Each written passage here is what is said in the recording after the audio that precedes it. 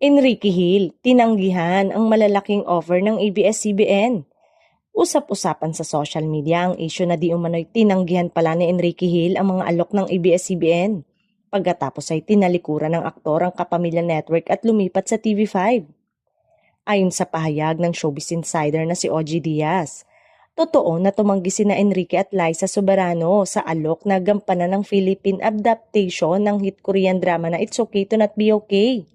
Hindi raw ito dahil sa personal na problema sa network kundi dahil sa kanilang sariling desisyon na hindi tanggapin ang naturang proyekto. Sa kabila nito, 2023 ay formal na nag-renew ng exclusive contract sa ABS-CBN bukod pa rito.